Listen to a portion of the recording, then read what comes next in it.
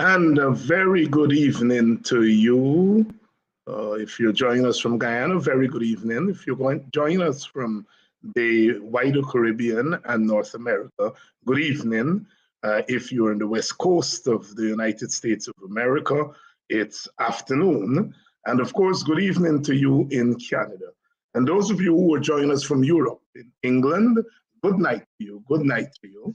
We are in different time zones, so people are joining us at different times. And when we say good evening and don't say good night or good afternoon, we can be accused of bias. Welcome to our Monday night edition. This is our first Monday night edition of Politics 101.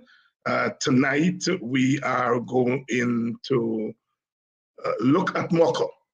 We're going to look at Mocha, as the title for the show suggests, justice for the people of Mocha. That's what we'll be discussing tonight. We have talked about the politics of it over the last few weeks. And tonight we want to pivot somewhat and we want to look at the other side of this case, because this issue is not just a political issue. It's also a legal issue. It's also a human rights issue. And sometimes we political people look at one dimension of a matter and we fail to look at the other dimensions. What happened at Mocha is, as I said, it's a legal issue and it is a human rights issue, an issue of rights, human rights, constitutional rights. And so therefore there are other dimensions to what happened at Mocha. Tonight, we're going to shine light on the legal aspect of what happened at Mocha. Those of you who've been following the news, certainly in the Marara waves. I am trying to remember whether I saw the news story in the other media outlets, but as you know, this matter has gone to court. This matter has gone to court, and we have the lawyers here tonight who are going to walk us through the legal aspects of this case, the legal consequences, the legal ramifications. So tonight, we are going to court. Tonight, we are going to court. You know, lawyers are very, as the older people in the village would say, lawyers are particular people. So, be very careful about how one discusses that matter. But lawyers are trained to deal with such issues. So welcome to Politics 101. We're going to have the two lawyers in that case, Mr. Vivian Williams, Dr. Vivian Williams. He was there a couple of weeks ago dealing with the Ipadaji case that is before the court. And we have Mr. Lyndon Amsterdam on. It's good. It's good. Let me say to you all, it pleases my heart to see other names. You know, whenever these cases come up, you hear Nigel Hughes, Nigel Hughes, Nigel Hughes. And it's good to see other lawyers who are coming up. I never tire of saying on this program, when as a young political activist in the 1970s and 1980s, I had two lawyers volunteer to defend me, and not just in the big case that I had, but also in small cases. The late, and I can say great, Peter Britton was one of my lawyers. I mean, as we would say in the village, he wasn't a poo-poo lawyer, and he volunteered to defend me. And Benji Gibson, those were two giants in the legal field. And those were my two lawyers, and my colleagues in the WPA and others, they had other lawyers, P.O. Adams, Odell Adams, Dudnat Singh, some of the big names, the luminaries of that time, would come to the WPA office and ask to defend us. So it's good to see younger lawyers who are getting in to the business of defending those who are in need of defense as they continue their political activism and other forms of activism. Of course, we have people like Selwyn Peters. We have young Darren Whale. But like I said, compared to when I was a young activist 40 years ago, 40 odd years ago, the big names in the profession would come out. They saw it as part of their profession, part of their calling. And so it's good to see some other names coming forward. So we're going to be talking to the two lawyers in this case, Justice for the people of Mocha. And please share the link and let others know that we're on tonight. It's Monday night. I know you all are not accustomed to having me on Monday night, but I'm going 5 nights per week now because we've added the Friday night edition, and now we're adding the Monday night edition. There is, of course, a demand for these types of shows. You know, we have our particular brand on Politics 101 that we deal with the hard matters. Sometimes we go militant, sometimes we go radical, but at all times we seek to bring informed perspectives. We seek to bring critical analysis, and we seek to look at the different dimensions of this issue, of these issues that we deal with. I would be remiss, I would be failing in my duty as a public educator, as a political activist, a social activist, if I were to concentrate on just what the Americans call red meat. You know, man shall not live by bread alone, and man shall not live by red meat alone. You know, there are those who are vegetarians. There are those who eat other meat other than red meat. So we've got to mix the thing up, you know. And at the end of the day, I'm an educator and I am a political activist also. So there has to be some education. Tonight we're going to court. We are going to court. Please share the link. Let everyone know we're on. You know, Lord, somebody sent me on Saturday that link of, you know, them tearing down a woman's fence and part of her house there on Sherry Street. When is this going to end?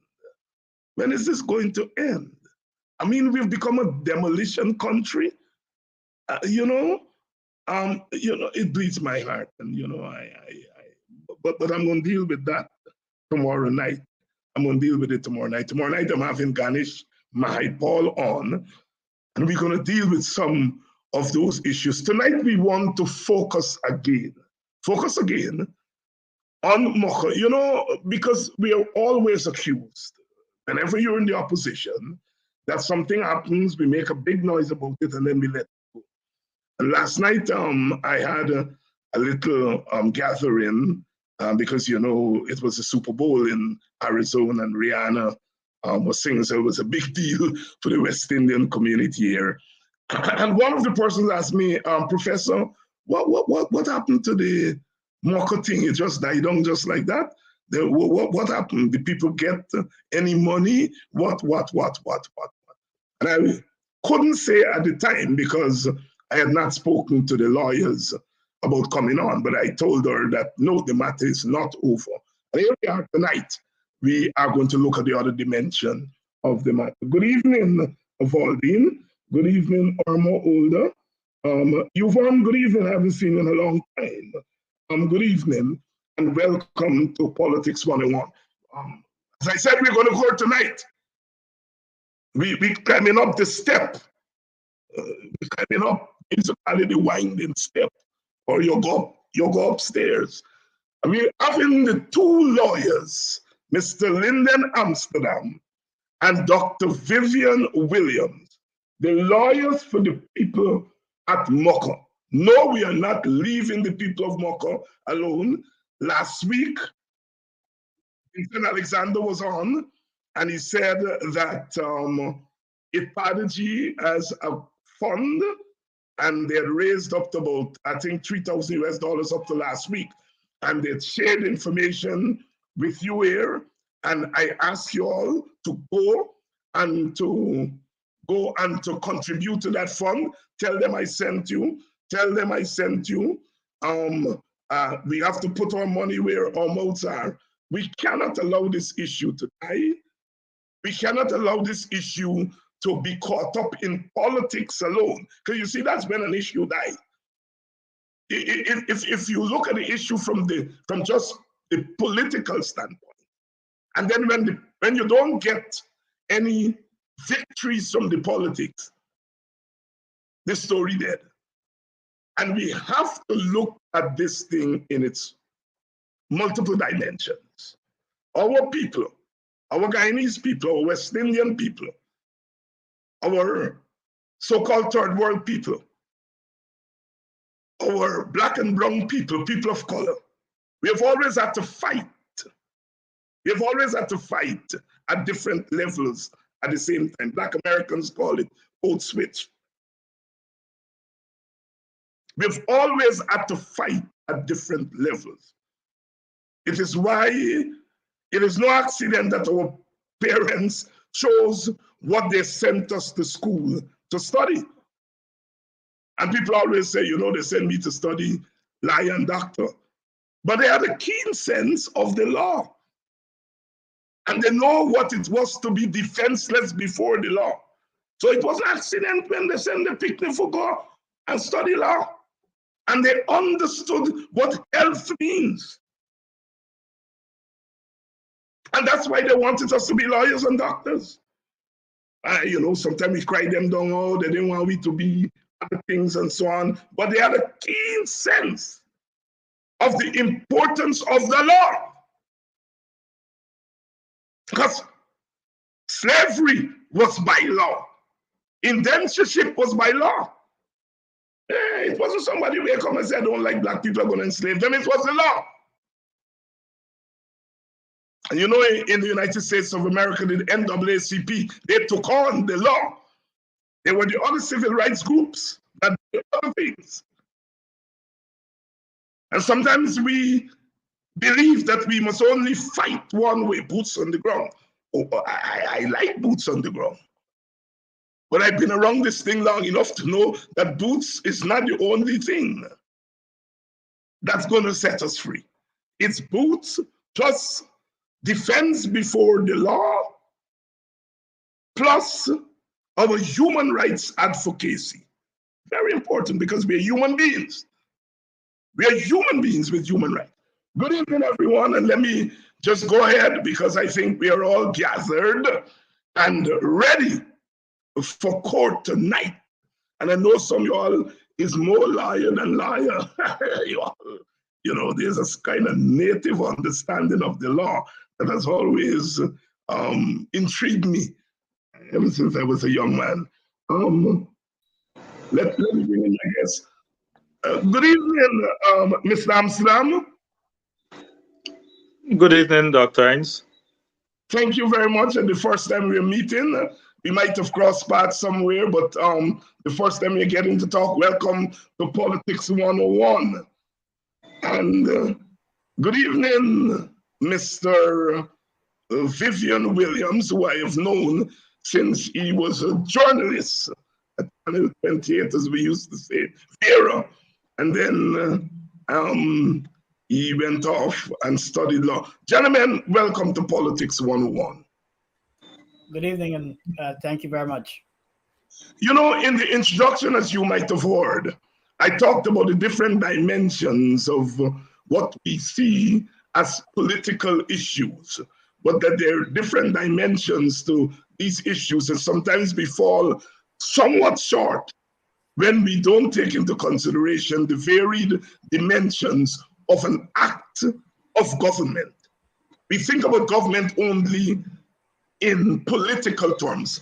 A lot of the time, not all of the time, but a lot of the time. And we forget that there are other dimensions. I just want to get your opening comments on that perspective that I've put forward. Since you're new, Mr. Amsterdam, I let you take the new ball, like Tate Narines and the ball. Good evening again. Good evening to everyone listening. I, as you've introduced me, I'm an attorney at law, and I treat that as my calling, and I stick to my lane, so to speak. I was approached by a couple of concerned persons with regards to the plight of the persons who had their homes broken down at the Caneview, Mocha area. And I was asked to lend my assistance professionally to see if I can get some form of relief, compensation, redress, whatever you want to call it. And over the past month or so, I have been engaged in talking to some of these people and gathering information historically and presently as to what occurred and the events, the chronicle of events which led to the ultimate demolition of their homes, destruction of their property, in some cases, destruction of livestock and other valuables. And so myself and Mr. Williams, and hopefully some other lawyers, we hope to pursue some form of redress for these persons in light of their unfortunate experience with officials of the representing the government and the state. Thank you very much. Thank you very much, Mr. Amsterdam, saying there how we got involved with the case. Dr. Williams, how did you get involved in this case? I know, as I said in the introduction, you're also involved in another case, that is the case. How did you come to get involved in this case? And if you can throw in the law as an important aspect of the struggle for justice, social justice, political justice, human rights, etc. Thank you very much, Dr. Hinds. So I would take the invitation to address the law and other aspects of life in society, such as the human rights, the social aspect, and the economic dimension of life in a society. But I was drawn to this matter in a similar way that Mr. Amsterdam indicates that he was drawn to the matter. My involvement came after listening on the telephone to someone I know very well, and that person is not directly affected by what transpired in Mocha, but had a sense of what should have happened and what should not have happened, and therefore requested my involvement to pursue any options that might be available to the people. And what drew my sort of involvement really was the depth of the emotion expressed by that person at the time that he was speaking to me. And I had a great sense of the hurt from someone who was not directly affected by what had transpired. And after listening to that, that person asked one question: whether or not there were people who were willing to at least explore justice for the people who were directly affected. I was moved by that, and I immediately indicated to that individual that if he were able to take some steps to mobilize the involvement of some people others in Guyana and to begin to explore possibilities of a legal team being put together, I would be happy to lend my service. And at that time, I was starting with a complete blank slate, not having any sort of historical knowledge of the incident. But it was the cry for help that drew me to this matter, and I want to say that from the outset.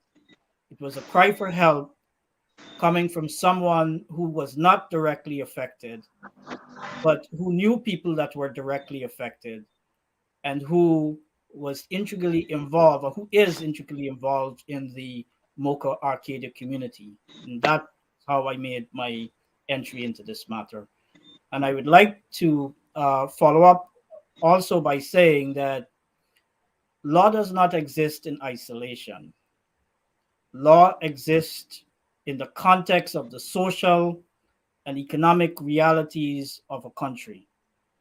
And that is why we speak of social justice and economic justice, because we cannot in any way separate what is law and what is legal and what is justice in the context of our jurisprudence from the impact of the law and judgments of court and decisions of authorities upon the lives of people within a society. And here in the United States, where I am based, I, for instance, have pursued studies in law and economics, and lots of economic principles are the foundation of legal doctrines that are used, because very often when we see a law pertaining to particular matters, it is not a law in isolation. It draws from principles of economics and principles of social reality and human behavior. So we really can't separate law from the economic impact upon the lives of people within a society and the social realities of that society.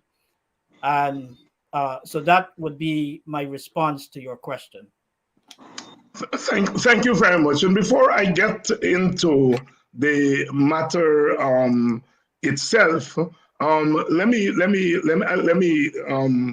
allow Mr. Amsterdam a little bit, a couple more minutes. I notice you're canal number 2 man, West Bank. My audience are always very quick with the kind of information.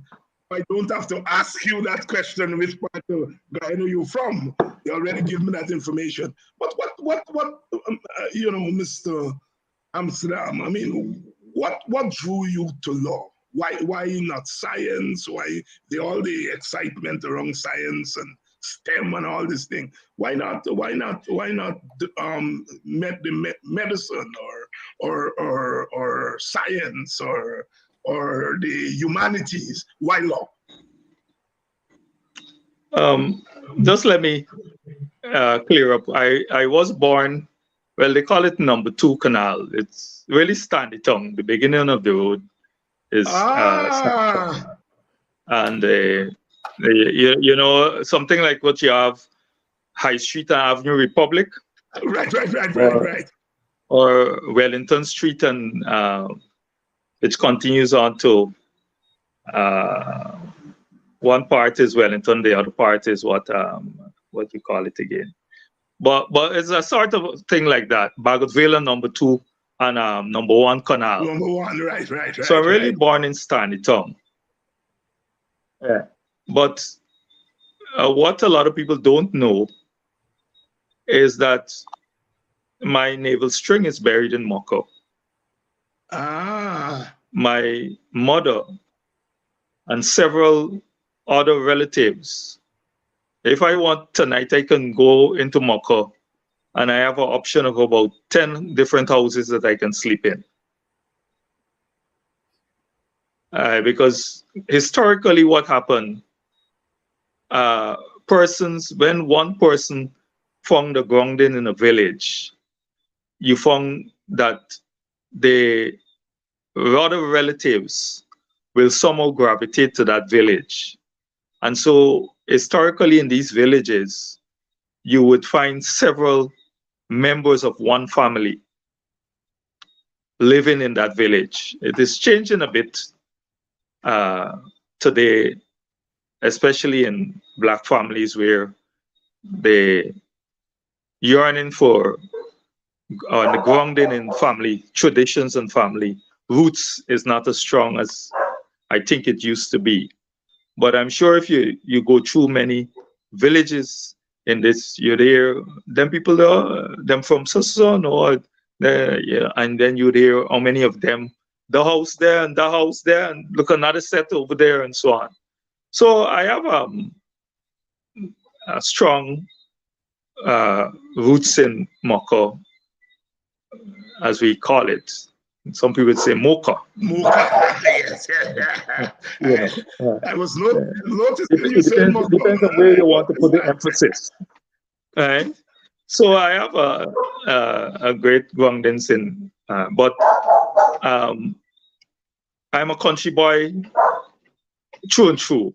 So from one country village to another at Standytown, where my parents eventually settled. In terms of my being drawn to law, it's a bit of a irony and a bit of a paradox. Because if you speak to many of my classmates, especially in primary school, I would be the last person that anyone might have thought would have studied law based on people's perception of who are the ideal persons for law. And I say that because I was a very introverted and quiet student. I think I still am.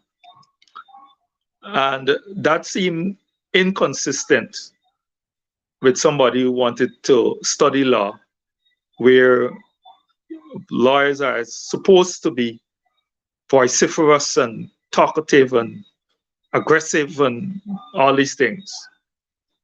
And I remember when I was in third form, and those days it probably still is, you were streamed after third form. And so from early in your third form year, your form master or mistress would start telling you, or sometimes it starts even from second form, start thinking what you want to do in life, because you have to decide whether you want to do the sciences or the arts or business. Or tell what you want to do, and we'll guide you as to what subjects you need to concentrate. So I remember I was in North Georgetown then, and there was a teacher from England, Miss Flynn. I think she was a VSO, and she was a form mistress. And when the time came, she was going through the class, and she came to, and by the way, my name is Lyndon, not Linden. The bright ones are the ones that name Linden. The ones that are not so bright, they name them Lyndon. Close, but not, So she said to me, so Lyndon, what do you want to be? And I said, I want to be a lawyer. The class went quiet. She looked up with a stunned look. I said, that's good, Lyndon. But lawyers have to talk. You don't talk. Anyhow, if that's what you want to do, I'll encourage you to go ahead. My father also was somebody who was very strong about his children pursuing academia. And his position was he couldn't give us a whole lot of money. He didn't have plantations, but he promised us that he will do whatever to ensure we get a sound education. And with a little, he was the only breadwinner. He also quizzed me as to what I hope to become later in life. Again, I told him that I want to study law, and he didn't miss a beat. After then, since at that tender age, he began to tell people that this is going to be the lawyer in the family. And he will continuously regale me. He was somebody who, he was one of those court spectators. And he could have told so many stories about the excellent lawyers back in the days, some of those names that you called. Joffanes was his favorite, Lionel Loku, B.O. Adams. And he will go through stories and cases that he would have listened to. And so with that encouragement, and one of the things, I was a voracious reader. And any novel that had a story with a court case, I will hold on to that book and begin to picture in my mind the lawyers and how they pursued and advocated their cases on behalf of their clients, and begin to imagine myself one day being in that position. Now, I could tell you my journey was a very difficult one, coming from a very humble background. And there were times when, because of economic reasons, I thought of studying another profession. I actually had enrolled at some point for economics because I couldn't afford to go to K-Ville and couldn't get a scholarship. Even though I've signed up and I was admitted, something in me said, you're pursuing something that you have no desire, no enthusiasm. I am not going to. And I never, eventually the program came to Guyana under the PPP government. I think it was in 94. And I was able to continue my studies and then move on to UWoden. Within my introvert nature, what a lot of people found out later on is that I was a fierce debater. And so law gave me an opportunity. I like to pit my brains, my thoughts, my little learning against other people and to see how that works out. I like to explore academia, knowledge, and all the rest of it. Then later on in life, I had some experiences with members of the police force at my place of work and so on. And those experiences fortified me into my view that I should pursue law. Not only because of the love of it, but because I realized that I wanted to be in a profession that allowed me to be my own boss, to manage my own affairs. Like for example, as I said, my first job, I worked at the Guyana National Cooperative Bank. And why is it that some enjoyable experiences? One of the things I realized is that when you are in a system with hierarchical, very often when your boss says jump, you have to jump. The most you can do is not ask why, is how I. And I found myself being managed and supervised by persons who sometimes their ideas run counter to mine, but I had to carry out their instructions because they're my superior. Law allows me the latitude. After I've done my research, after I've analyzed whatever, I am not averse to hearing the ideas of a colleague or someone else, but ultimately, I now had the opportunity of, this is my call, and this is how I'm going to pursue this matter. And it didn't matter if you're senior in years to the bar, if you said this, or if in the case the learned judge or magistrate thinks otherwise, I had an avenue to try to prove them wrong. And all those things are things that culminated into fortifying me into my view that law is the way to go. Some other people will tell you, you do the right thing. He's strong-headed, you know. When he hold on to a view, can't get even change his mind. I hold strong, not that I'm unshakable. I hold strong to views. And I hold strong to the belief that if you don't stand for something, you will fall for anything. So some people see me as being strong-headed and self-opinionated. They may have some truth in it. But law allows me that avenue to be who I am and to be myself.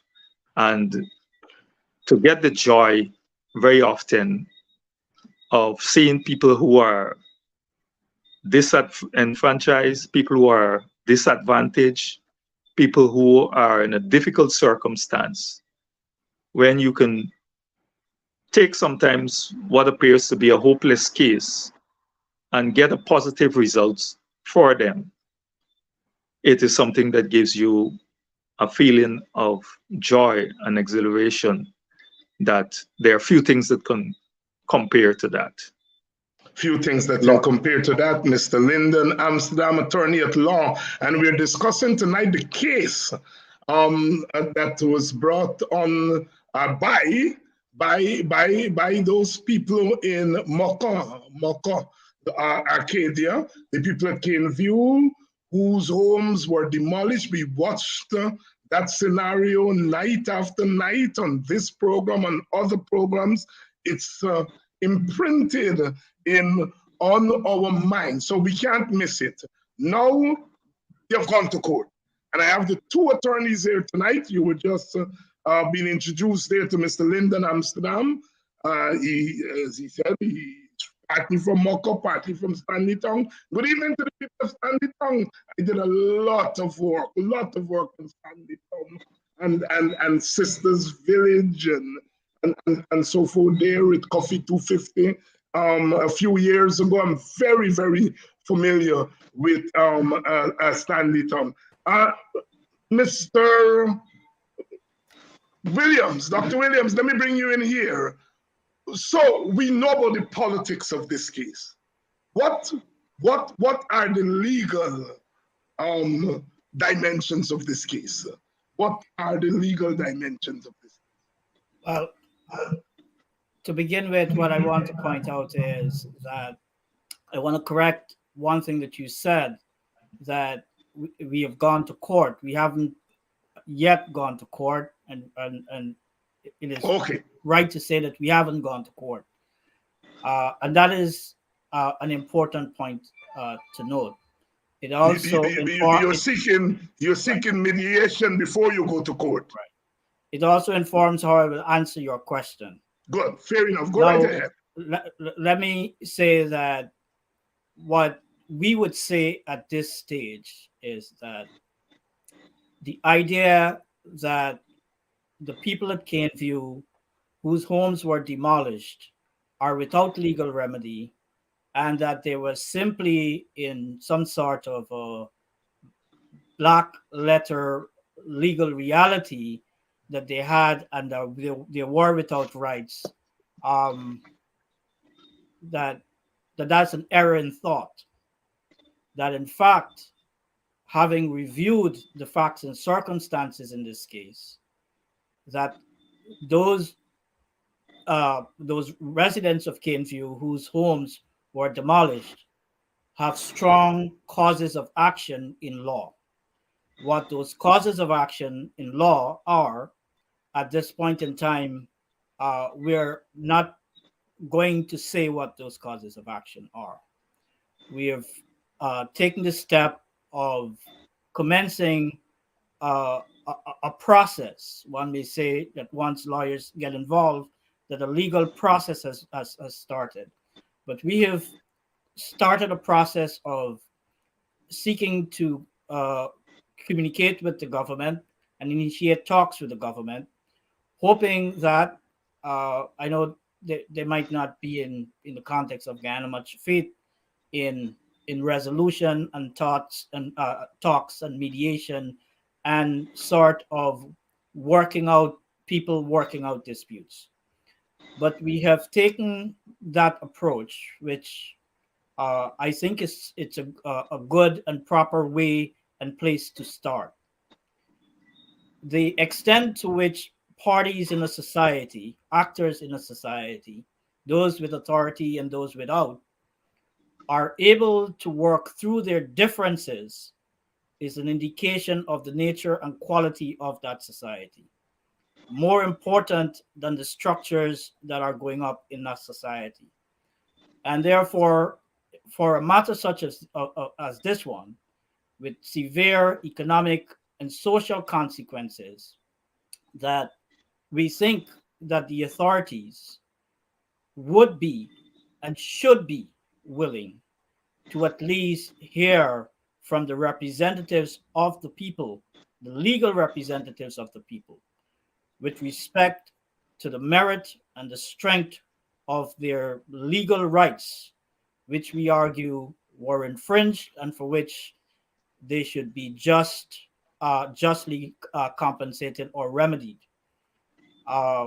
In fairness to the talks we seek to initiate, we do not at this point in time want to litigate the matter, except to caution that we are not walking with straw in our hands, that what we have, we think, is a strong metal that could produce a just outcome for the people we represent.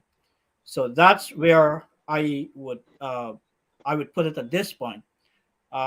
Co-counsel Amsterdam may have some additional words with respect to that question, but I, from my standpoint, that I think it's important for, even where we have a reluctant authority, and we're not at this point saying that the government is reluctant, but a timeline, the time that we ask for them to respond to initiate talks is a few days away, and we think that government should lead the way in sort of moving disputes from disputes to resolution, and a whole process of what is described as sense making. And we could begin with sense making with matters as of this nature. It is for the government to show its willingness to engage in sense making, rather than simply for parties and actors within the country to begin duking it out. If it comes to climbing the court steps and doing that, we would caution that we are not walking with this mere branch in our or straw in our hands. We're not walking with straw in our hands. Attorney Amsterdam, you want to add anything to that overview of the matter? I totally agree with Dr. Williams. Our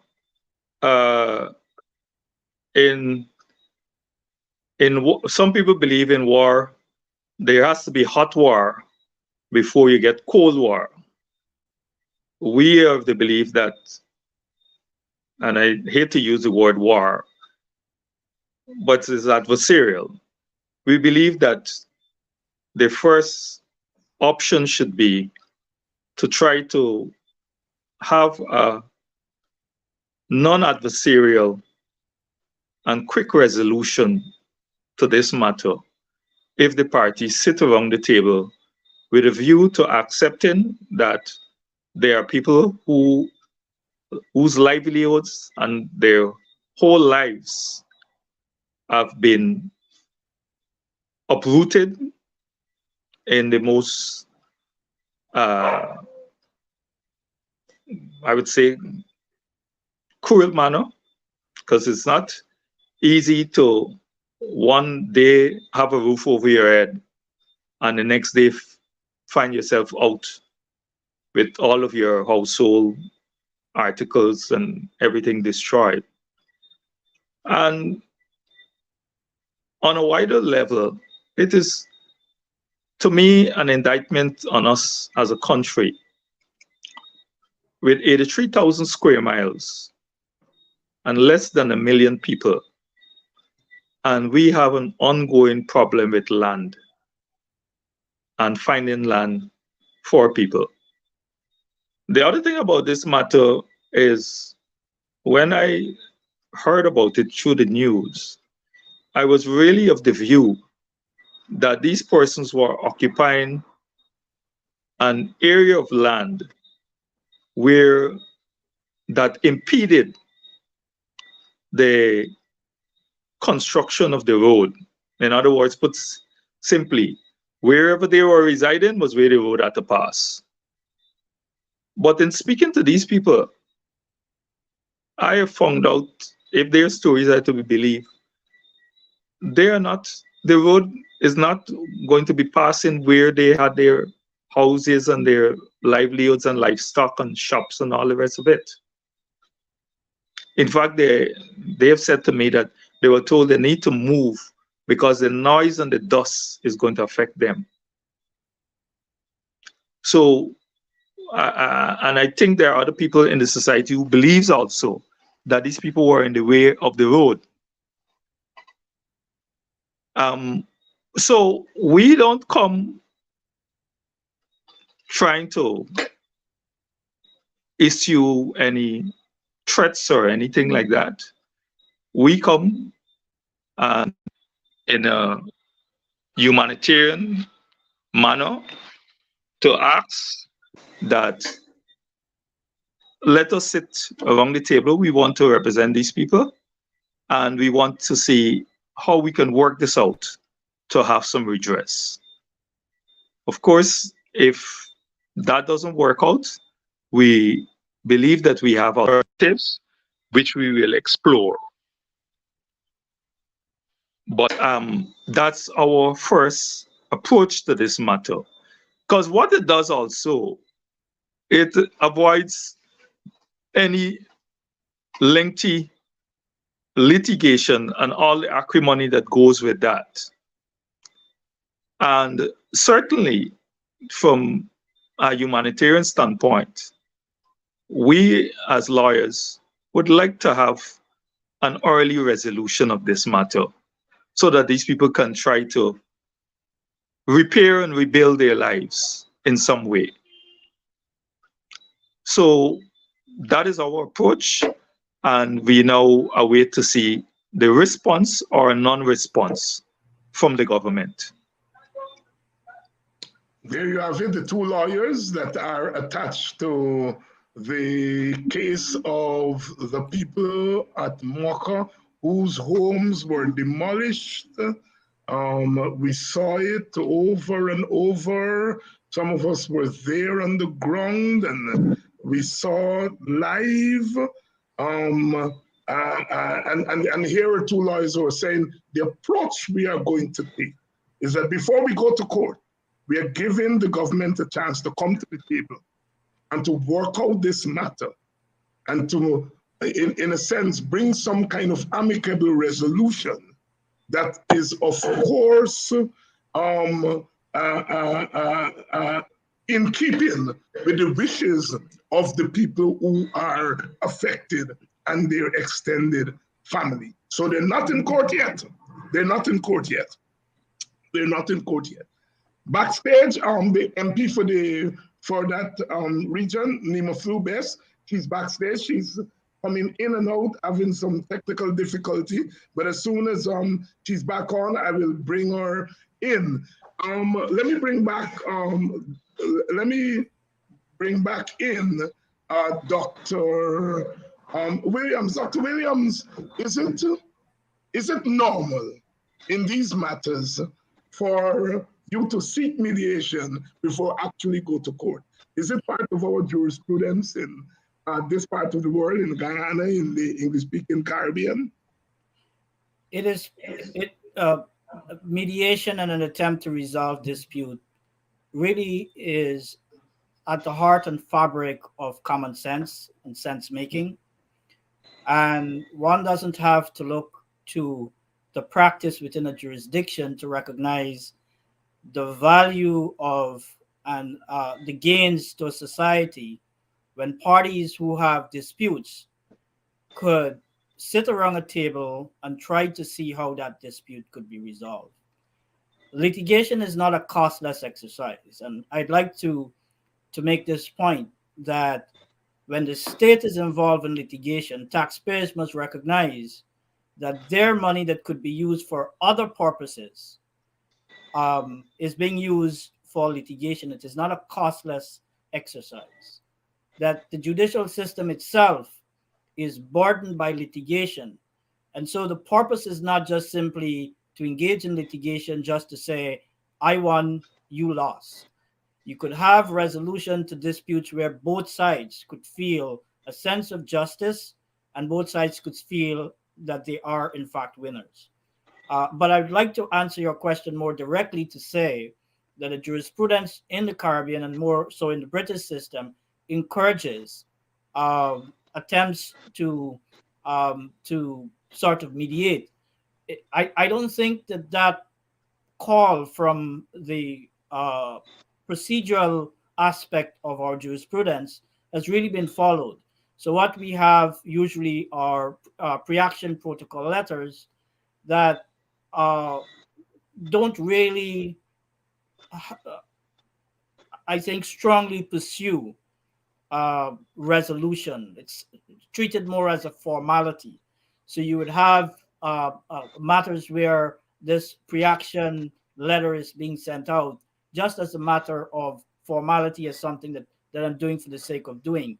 In this case, what we are trying to do is try to give it a real opportunity for success and to see how it works. We could sit here tonight and begin to do a dissertation as to why the action taken is not legally sufficient and in fact is not within the law, and we could try to do all sorts of things to score points and to try to embarrass or however you might put it. But that's not the purpose. The idea is we could sit with representatives from the government within closed doors and make those points to the government and say, here is where we think you erred. And here is where we think the strength of our client's case rests. And then the sides could basically look at it, and maybe officials of the government that engage in that exercise may begin to see their actions differently. The parties may be able to reach resolutions for the benefit of society and for the good of society, and where there is some sort of benefit that society has, not necessarily fighting it out and I win and you lose in the court. I want to make another point with respect to the idea of, in fact, I have another point I wanted to make, but making that one, it went right through. As soon as I recall, I'll come back. But there's you will come back. You will come back. And before I go, but I'll come back with that. Yes, before I go to Mr. Amsterdam, because I want to ask Mr. Amsterdam and you, Mr. Williams, what are the benefits of mediation in this case? You've talked about the benefits of mediation generally, but what are the benefits of mediation in this case, Mr. Amsterdam? And if Mr. Williams has some comments he can come into. But before you come in, Mr. Amsterdam, let me just welcome Mr. Peters. Selwyn Peters, I mentioned him at the beginning of the show when I was talking about the few lawyers who are doing these kinds of cases. And of course, Selwyn, and I can call him Selwyn, he's a friend of mine. Selwyn is involved in the petition case, and I saw a question earlier for me to give an update on where the petition case was. I think they mentioned February 8th. And so I'm glad, Selwyn, that you're on. If we can arrange for you to do a similar update as your brothers are doing here tonight on the petition case, because there was something in the news. I knew you circulated something in terms of where the petition is at the moment. But I'll contact you when I'm finished with the show for us to arrange for you to do an update. Selwyn Peters, who practices in Canada and also in Guyana, and somebody asked, I put the question on the screen, whether Mr. Williams, Dr. Williams, is admitted to the bar in Guyana. Yes, when he was here last week, he did say that he's admitted to practice in Guyana. It's good to see our brothers and sister lawyers who are practicing outside of Guyana also practicing in Guyana, you know, and that artificial barrier that we put between them who the outside and them who inside. You all know how I feel about that. And so it's good to see lawyers are living and working, I like to say working. Lawyers are working outside of Guyana, but are also living in Guyana in the sense that they are committed. They are committed to the country, our country. Mr. Amsterdam, what's the benefit of mediation in this case in part? Costs. Costs in terms, as a country, I don't think we put a cost to time. Dr. Williams alluded to it as to when there's litigation, there's costs, taxpayers' money, both from the Attorney General chambers and the judiciary. But there's anything that allows you to save time has an measurable and sometimes immeasurable cost saving to it.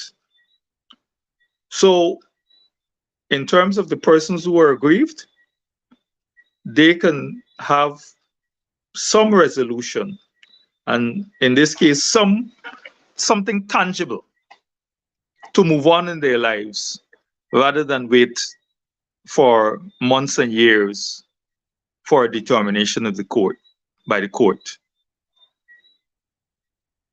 When there's litigation, you have 3 possible layers to overcome before it is finally resolved. The High Court, the Court of Appeal, and ultimately the Caribbean Court of Justice. The length of time that may take is anybody's guess, even getting out of the first stage, which is at the High Court. In terms of the state, if there's litigation, lawyers have to be assigned to the matter. Persons from the various ministries have to give information, give witness statement, all kinds of things and spend time on things that they otherwise could have used their time differently. And where you have a mediated resolution, when that is arrived at, or if it is arrived at, you know that that brings finality and closure to the issue. So if you have a resolution and you get $8 million within a few months, what you've gotten is more than $8 million. Because 1, you've gotten it in a shorter time. 2, you can start building back your life. And 3, in a country and world where inflation is running rampant, when you have to wait 10 years, 5 years, for that same $8 million, the value that it is in 2023 will not be the value in 2030 or 2025. And the other thing about it is this. Sometimes, and I say it quietly, lawyers or persons working in the Attorney General chambers or the DPP see themselves as state lawyers representing the government or the state. But I also, and there are cases on it, they're really representing the people. So when a person is aggrieved and claim that their constitutional rights, for example, have been infringed, the state should have an interest, if that person has a valid complaint, in ensuring that it is resolved in an amicable way. Because it's part of the responsibility of the state to protect its citizens and their rights. So when we are advocating for the rights of these people, this should not be the concern of myself and Dr. Williams and any other lawyers alone. It should be the concern of the state actors and the state agencies, because they are not there to represent the ministers of the government. They are there to represent the people. That is why in Parliament they call them the representatives of the people. So, like a home where parents should be concerned about the children in their home, and every one of them, not selectively. State agencies needs to start looking out for the general populace and the citizens of this country, if they are truly representative of the people. So we see mediation, resolution as being a win-win situation. Because what it also does is that when a state agency, if there's an infringement, say, we were wrong to you and we want to use a look, make it up. It cushions any bitterness that a person may harbor in their heart. It's one thing to pass a person and mash their toe, suck your teeth and walk away. It's another thing to mash the toe and turn back and say, sorry. Is your feet damaged? I'm really, So we're not necessarily demanding an apology or anything like that, but I'm just giving an example of how, if a wrong is done, how the wrongdoer, if they think they have done wrong, can make it up to the person who is wrong and create a win-win situation. Attorney at law, Linden, Amsterdam, talking there about the benefits of mediation in the case that has to do with the demolition of the homes of the people at Mocha. Of course, there is a fierce debate going on among viewers as to whether the lawyers should have intervened before. And I have posted a comment here by Carl Miller, who said lawyers always address a crime after it's committed, not before or during. Now that they have all the information they need, they are going to apply the law. So let's be patient and wait. And I posted this comment. There was another comment that said, forget about what happened before, they're now on board. And as I said, I know the frustration that people feel, and they want quick solutions, and everyone would love quick solutions. But as a veteran in this thing, I have to tell you Sometimes solutions come like a thief in the night, but it's not going to come if you don't work for it. You know, it was Frederick Douglass who said, you know, we want the tree to grow without tilling the soil and so on. But I know there's frustration, but I think Doctor, if you just allow me.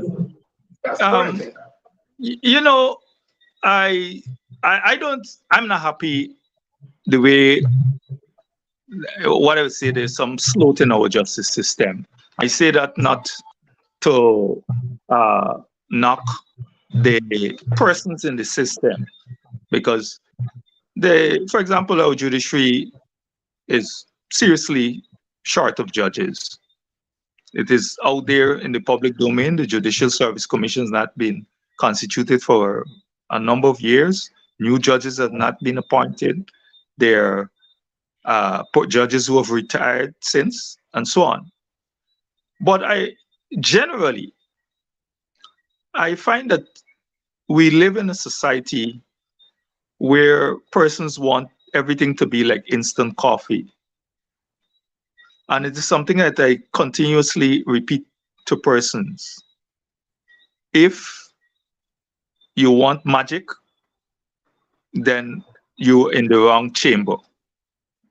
Magicians create illusions and quick, whatever, and everybody clap.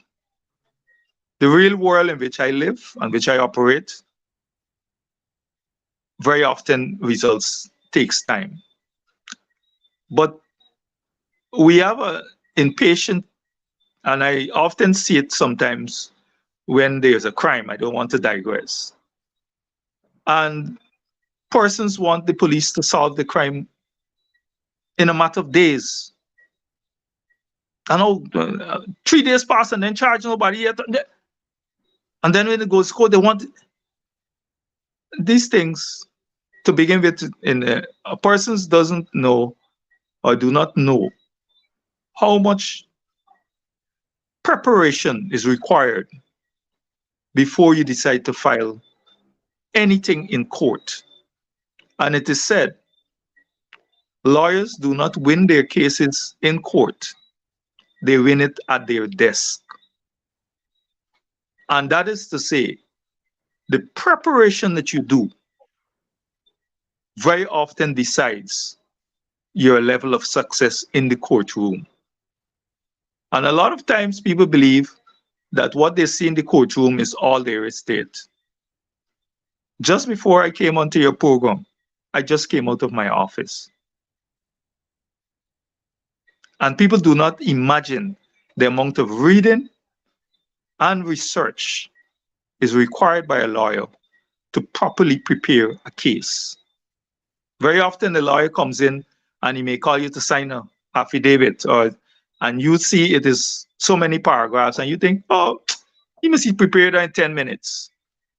You do not know how many drafts, scratches, look back at it, before that final draft is given to you to sign. And so, as I said, we have a society where people want everything to be like a fast food or instant coffee. The practice of law, especially civil litigation, involves time, hard work, and preparation. Time, hard work, and preparation. And I want to say that Representative Nima Flew Best tried her best. She came into the studio a couple of times and she got knocked off. As you all know how unstable the story is there in Guyana as far as internet is concerned. One of the ironies of our time, high GDP and all the things that we have, but we can't get our internet to work properly. We're going to try to see if we get around tomorrow night. Ganesh Mahai Paul is going to be here, and hopefully tomorrow night she gets some better reception. But you're not losing much, because I'm having an extended discussion here with the two lawyers who are attached thus far to the case of the people at Mocha whose homes were demolished. Here is the good news, my brothers and sisters. The people are not left out there on their own. We know that the political people are doing their political thing. We know Ipadaji is raising some money for them. And now we have lawyers who have taken up a case. They're going to mediation first. They're seeking mediation. And if mediation is not successful, then they will have to take the other steps. And in keeping with the tradition of our show, both lawyers are here tonight to report to you on what is going on with this matter so that you are informed. You know, they say we make trouble on these programs. And I like to tell my PPP friends when I meet them, you know, you all have no idea what trouble is. Maybe you all recognize good trouble and you're all trying to turn it into bad trouble. The trouble that we are making here tonight is that we are informing you all that the people of Mocha are not being left on their own. And secondly, we are giving you all here, the lawyers, the legal dimensions of that case. Mr. Williams, have you recalled what you had forgotten a while ago? If so, now is your time. Speak now. Or forever hold your peace. I wouldn't say that because I want you to come back. So while Mr. Amsterdam was speaking, I recall what I wanted to say, and which I think is very important. And two other things I picked up from what he said that I want to address, and I'll do that very quickly. I'll start from the issue of mediation and the benefit of it. What I want to add to what he said is conflict resolution is a speedy conflict resolution provides a benefit to a society that is difficult to attach a price to. And it is in the interest of the authorities, the state, and members of a society to encourage speedy resolution of conflict. Mr. Amsterdam correctly pointed out that when you have mediation, you have parties that are reaching a point where they both feel that they have been made whole. In an adversarial situation in court, one party leaves the courtroom feeling hurt and feeling as if he, she, or it has been done an injustice. Mediation helps to resolve things, and there is a value that one cannot attach a price to conflict resolution. So we need to encourage a society that pursues conflict resolution rather than a society that pursues conflict to its end, conflict to the point of destruction. And so that's a very important value of the mediated approach that we need to pursue. There is the point that I forgot that I want to mention is this, that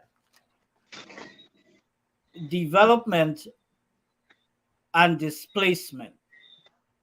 Do we have to have a situation where development creates displacement and creates destruction? Modern societies have gotten to the point where development doesn't always, with innovation, thought, and careful planning, lead to displacement. And the question that we ought to ask as a society is whether displacement was in fact of absolute necessity in order to achieve the development we pursue. Societies are being built where even one single tree, one single plant is not displaced. And creativity, innovation, and thought give rise to development around the existing ecosystem. In the case of Caneview, one of the things that I want to leave tonight is that there was, in fact, a community with an ecosystem that was not objected to, that was encouraged, and that existed for a long period of time. And could there have been development around the existing ecosystem, displacement and destruction? Now that's a question of where social law and social justice interact. But that's an important question that ought to be considered from when we think of this Caneview situation. Here is the other point that I would like to leave with: that the government's the demolition process and the manner in which the displacement was done was not upon the basis of eminent domain.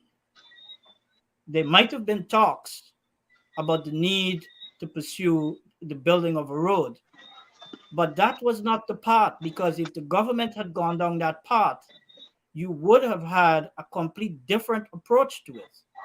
You would have had consultation with the community and communities involved, and the impact assessment, and all of that would have led to sense making. And so you would have had all of this taking place up front. So it is one thing to say what the disadvantaged and vulnerable people should have done before, and what could have been done by the disadvantaged people. But one must not forget to ask the question, what could have been done by the authorities that have the knowledge, the institution, the framework, and the capital to do these things? And here is where, yes, mediation and a proper approach to development that requires time and the pursuit of a feeling of a just outcome could have been pursued. The third thing that I want to address is a question you indicate one of your viewers posted, and which is, why only now? Why the lawyers were not involved before? Well, I'd like to refer back to the legal system in Guyana. Guyana does not allow lawyers to solicit. There's a no solicitation policy in the Caribbean generally. So myself and Mr. Amsterdam and any number of lawyers could not have solicited clients, could not have gone out and say, here are your rights, here's how, here's what you could have done. And when you have vulnerable societies and vulnerable people, there are lots of considerations involved in litigation. And even when people are harmed, particularly in where you have social injustice, you still have to have a process of retention. And that process of retention requires a client who is willing to pursue the path that involves lawyers. And not always people are willing to do that. And that burden cannot just simply be thrown to the people and say, you could have done this, you should have done that. I believe, and I very often say, that the system that says that lawyers should not present to the people the benefits of their knowledge, the benefit of their understanding of the law, and the protections that the people have, is one that really should be relooked, because what it does, it prevents people from knowing what are the options available to them. You could only know what are the options available to you if that is presented to you. And you would see in the United States, when there is an injustice that affects a large group of people, you would have the legal community would sort of educate people. And after people are educated, they would make informed decisions and choices. The people at Caneview didn't have that benefit. I couldn't have simply begun contacting people by telephone and say, hey, I'm a great lawyer, I have a great legal idea, let me take up your case. It doesn't work like that. And that is one thing that those who say, who are asking the question, why only now, should understand. That this is when the process really allowed for lawyers who have something to offer to really present that to the people and to provide that representation. Thank you very much, Dave, my brother. And Mr. Amsterdam, you have the last say, and perhaps you can address this question that I have been hesitating to ask, and Miranda has asked it. How confident are you that mediation will bring the government to the table? So in your closing, as you always say in court, you're summing up. You can address that inevitable question. And I hope that my comment though is not taken in a bad way. Only God sees everything, knows everything, everything, and so on. As a lawyer, it is not a question for me of percentages and confidence always. And this has nothing to do with law. I have some beliefs. It's better to try and fail than fail to try. I am taking the position that we have a reasonable members that form the government, that the ministries that are involved and who we have written to have persons who are reasonable. They will see the humane side of this matter and will understand that this issue is not about myself and Dr. Williams. It's about the plight of those persons who found themselves in this unfortunate circumstance. It is their plight which we are pursuing and trying to find some redress. So it is not a question for me. I don't want to get into percentages of how confident I am that the government will respond favorably.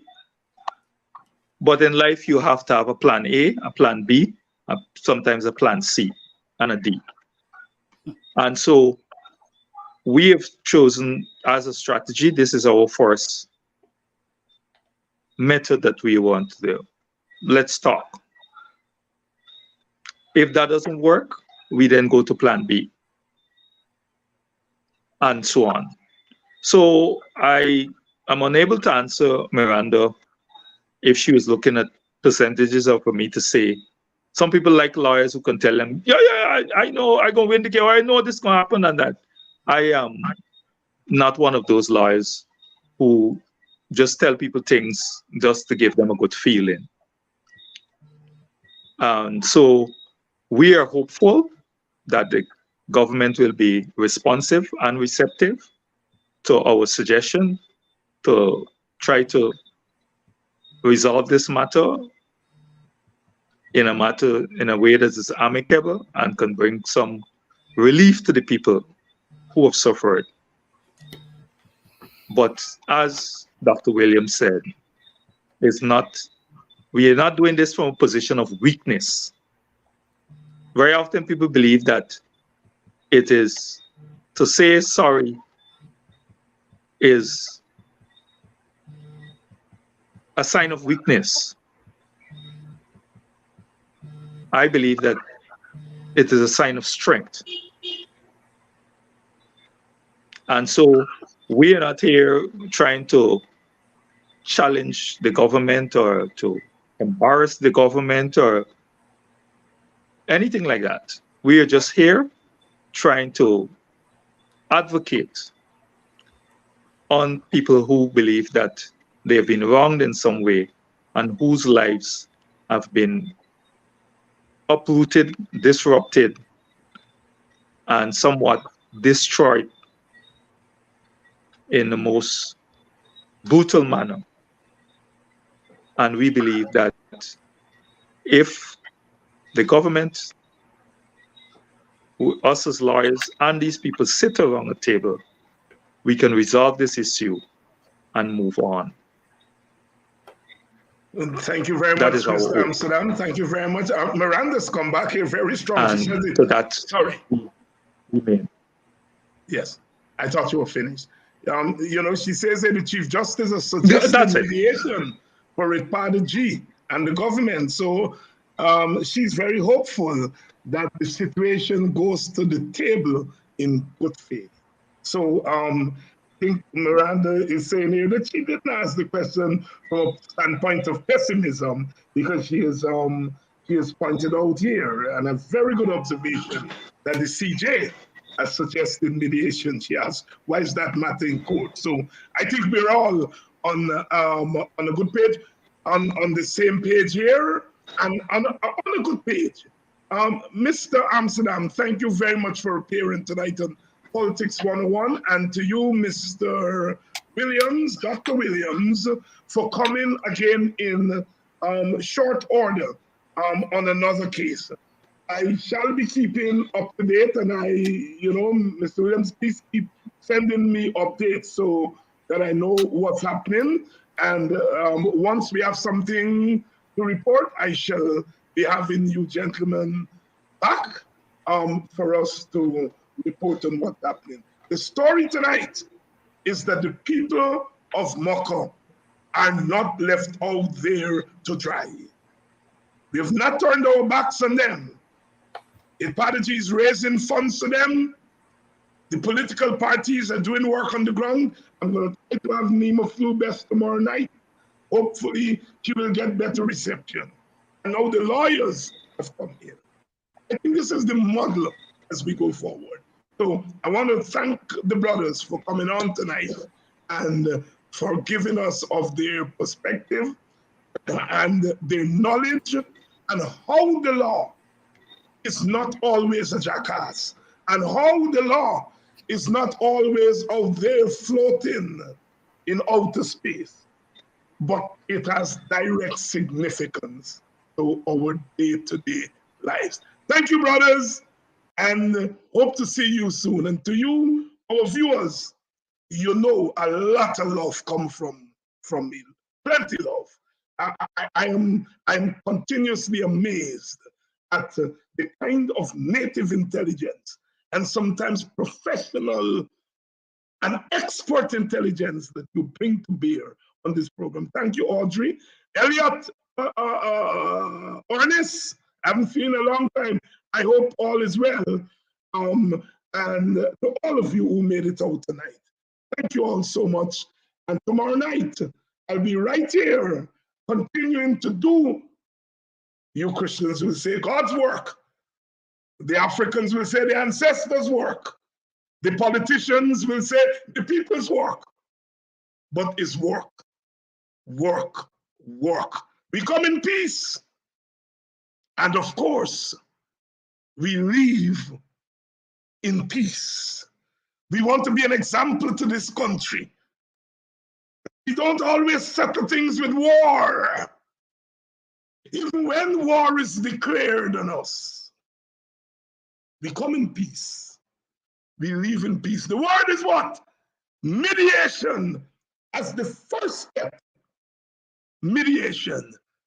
The ball is in the court of those who hold institutional power. Again, as Alan Fenty would say, all right, again, I'm coming back tomorrow. Our condolences to the family and friends of Alan Fenty, folklorist, thinker, political commentator. I disagree with a lot what he's been writing for the last 3 years. He was my partner. And it's always sad when we lose an icon like Alan Fenty. Good night. See you all tomorrow night.